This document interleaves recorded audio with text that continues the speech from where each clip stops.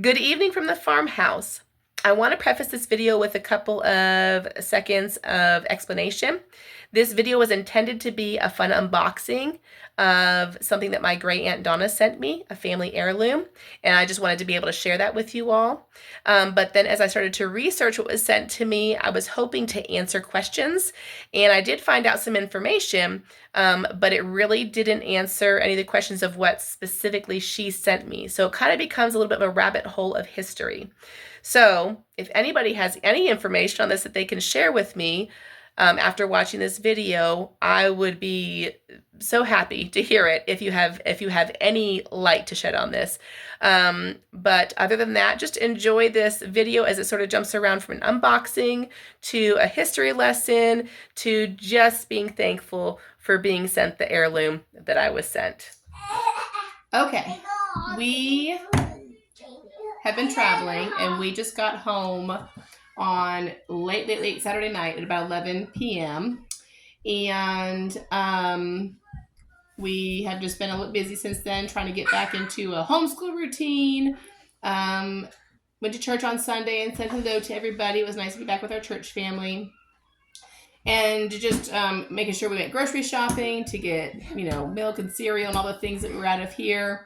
And so I have not had a chance to open this much anticipated package that, hi Nathan, that my Aunt Donna sent me. So my Aunt Donna is in Tennessee, and she's actually my great Aunt Donna. So, okay. So what's in this package, I already know what's in this package. But I haven't opened them yet. I'm really excited to see them. But these are from my great grandmother, I believe is what she said. So without further ado, let's open together. And the kids don't know what's in here. I won't tell them. Told them they had to wait to see. So what is it, Mama? I'm hoping there's also a little note in here. I asked her if she would. I think I asked if she would maybe, I'm going to cut my finger off, if she would give me some history on this, like put a little note in here, letting me know the name and all that. So I feel like I just don't know very much about my family history. What is it? What is it? Let's see.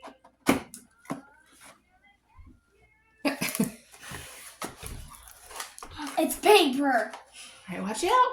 Watch out. Paper. Okay. There's a card. Oh. My wall. Okay. Hold on. Is that my wall? Okay. Yeah, you can have that paper. Go for it.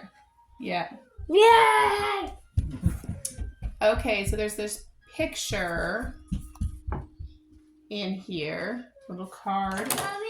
And I'll read you the whole thing. Let me just count. Yes, ma'am. Yes, sir. I need tape to my wall. Okay, hold on, please. All right, so. A toy? No, leave it alone, please. Shh. Hold on a second. Huh? I will just breeze over this. Okay.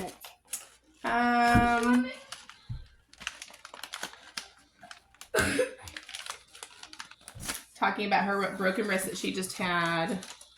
What else? She's just been cleaning things out and sending stuff to you. My sage advice to you: don't ever get in a serious car wreck and don't ever break your wrist. Apparently, those are bad things. So I will pass on that wisdom to you all. Mama, But she's apologizing for this being late because she asked me quite a while ago if I wanted these. No apology necessary. We are kindred spirits in that sense. No hard feelings. You ripped your paper. He ripped his paper. Okay. Don't lick me. Anybody got a boy? 3-year-old boy? Okay, let's see.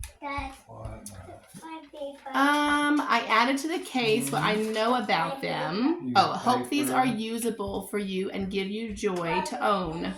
I added to the case what I know about them. Wish I had more info. But I know for sure your great-grandma, my mother, oh, I thought it was my great-great-grandma. Okay. Her mother, which would be my grandma Faye Hefner, would be also so pleased that you want them. She loved you girls so much. Me too. All for now. Love you, dear, no matter where you are or how old I get. Aunt Donna. Annie says hello, too. And it says... Oh, okay. The card encloses a photo an artist friend of mine, Vi Bishel, maybe, took, and I thought you might enjoy it. It's a macro photo, lace on a pin cushion, and I love several of her photos. Oh, I have several of her photos. She was quite an artist and quite a character, and an incredible needleworker, tatting being one of her favorites. Just a fun little card. Okay, so that's what that little card was, some of her artwork. Okay, so 5 minutes into this video. Okay, so let's see the grand reveal. Packaged in here so carefully.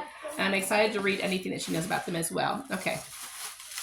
So this comes, what is it, Olivia says? These come in the original case. And there's a little bit of a pattern on the case, I feel like. You can't see.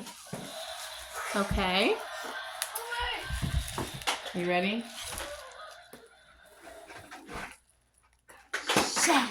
Shh, don't tell them. Okay. What? Here's what they are. A whole set of her crochet hooks. Oh. These belong to Donna's grandmother. Oh, well now I'm going to have to ask her if it's my Grandma Faye or my great-great-grandmother then. Okay. Oh, yeah. Okay. Anyway. So, these are beautiful. And really, I'm just excited to just be able to crochet with them. A piece of family history. It's not going to come in. It's not going to show. But I'm just excited to have them. I'm thankful to have them and that she thought of me. We've got a tiny couple in here. It's a size 12. Tiny, tiny, tiny. Probably for lace tatting. It's not going to show up on the camera. That's the...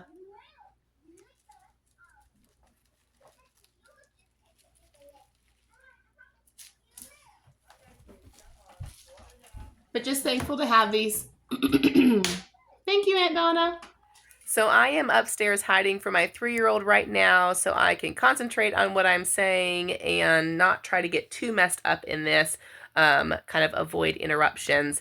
But back when I took that video, which was the unboxing of the crochet hooks in late September, early October, I had tried to do some research on the hooks and on the case, and I wasn't very successful.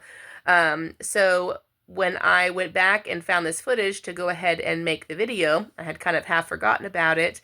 I, again, tried to do some research, and I was a little bit more successful this time, but I still have not found, at least online, anything quite like what my Aunt Donna has sent me. So let me give you the background on the company and the brand that this comes from. I did find some information. I'm just going to read it to you. It just says that the things I found out was that C.J. Bates bought his company in 1873. He worked for the company that he bought as a young boy, and then I think he became partner, I believe it said, and then he bought out the company. And sometime after 1873 then, or right in that area, he changed it to his name, to his company. I think it was actually in the early 1900s when he actually changed the name, is what I read. So the hooks that they made were from bone and ivory, and later in the early 1900s they also made crochet hooks from wood.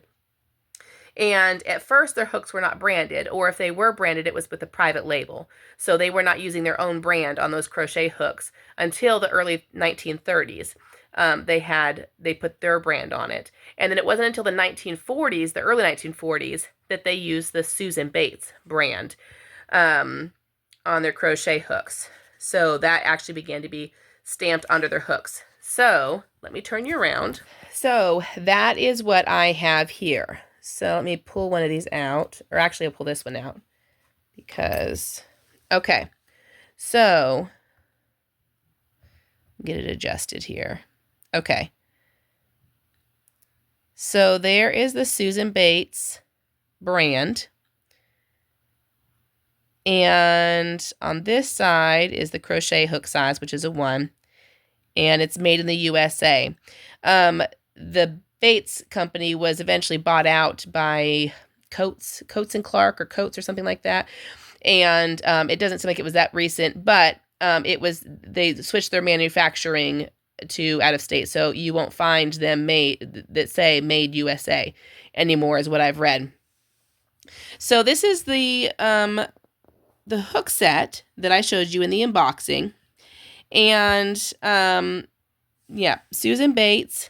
And okay, so I know that this is metal because this is rusting, as you can see. So these are steel hooks, or possibly steelite, which is steel covered in a nickel alloy, I guess. But these are magnetic. I tested them, and because they are rusting, and they're not light. I know that these are not aluminum. They're not plastic. These are steel, or at least steel-based hooks. So I looked for these Susan Bates crochet hooks in this gold color, steel, made in USA. I searched several different ways. I've taken pictures with the Google Lens. I cannot find the equivalent of what I have here in just the hooks. Anything in the gold color that I'm finding is an aluminum, and it's newer. Well, I guess I did find some vintage aluminum, different colors, but it's not the same. It's not the same color gold here that I have. You can tell that it's an aluminum hook on the pictures that they're featuring. So I'm not finding anything. So since I couldn't find anything on the hooks, I began to search for these hooks in a case. Did Susan Bates hooks come in a case? Because here is the case.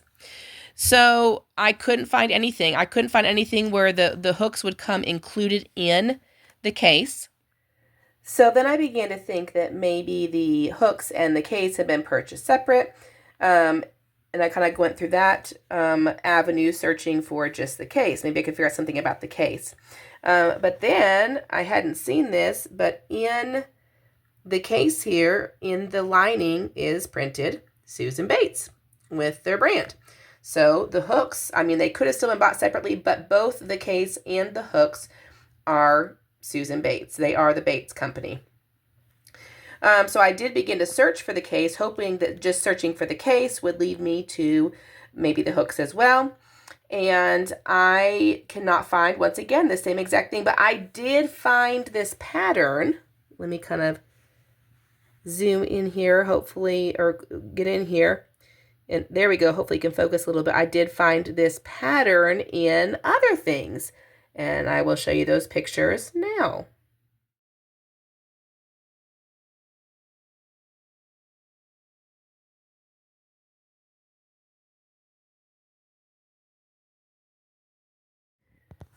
So I'd say what happened there is that, these cases are probably made by another company, and then, the Bates company and the jewelry people of the cufflinks and the watches, just, different companies probably bought these cases from outsourced the case and then just used it. And like Susan Bates probably put a lining in here to brand this case, as a private or as a branding for their company. Now, although I didn't find much out about this set and these crochet hooks, all of the research that I did, taking me down different rabbit holes, did kind of clue me into some hooks that I had already had. So these are the hooks that my Aunt Donna has sent me, has gifted me. At one point, I saw a hook similar to this with this little cap on the end. In pictures while I was researching, I thought, I think I have one of those. So I started pulling out my hooks from my bag. Now, I didn't pull all my Susan Bates hooks. I have some Hero. I had never looked at the brand. I just crochet. I really have never been, never researched what kind of hooks I was crocheting with. But I did find this one, for example. This is a Bates. It doesn't even say Susan Bates. It just says Bates, size 10. And this one is made in Japan. This is a steel. It's not aluminum. This one has the regular Susan Bates emblem there. This is steel as well. This one says made in USA. This one is aluminum, Susan Bates, made in USA. You can see the color difference there in the aluminum. You can just tell online, and just the feel of it it's very different. And then this one on the end here is a Susan Bates size 1, made in USA. This is also aluminum. You can tell by the feel and even by the look of it on the screen. So this little cap on the end here makes me think of a pen cap. Is the clip-on.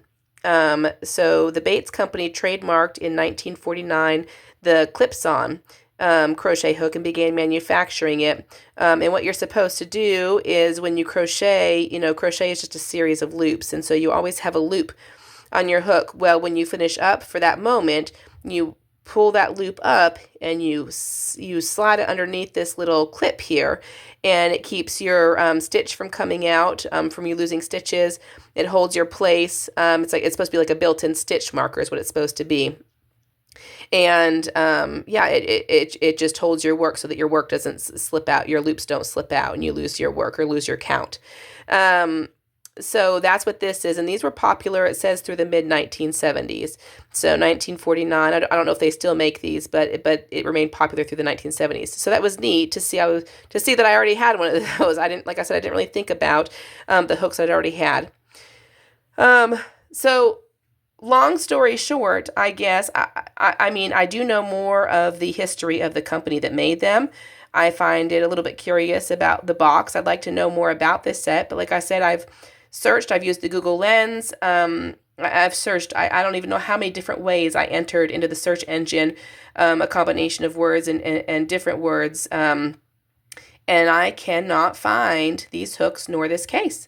So, long story short, this is special to me simply because it was passed on to me by my Aunt Donna, and it was certainly my great-grandmother, Faye Hefner's crochet hooks, and that's special to me. She has passed away.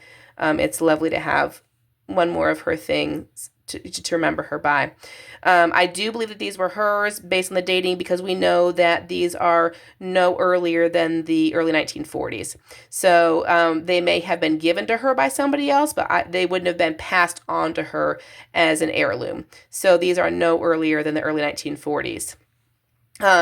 So I'm just glad to have them, and I'm not gonna say that they're unique, but I'm sure that they were more made.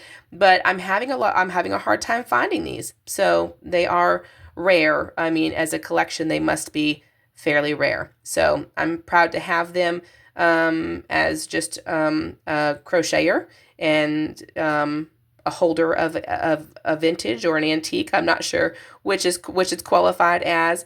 But I'm mostly proud to have my great-grandmother's crochet hooks, and very thankful to my Aunt Donna for passing these on to me.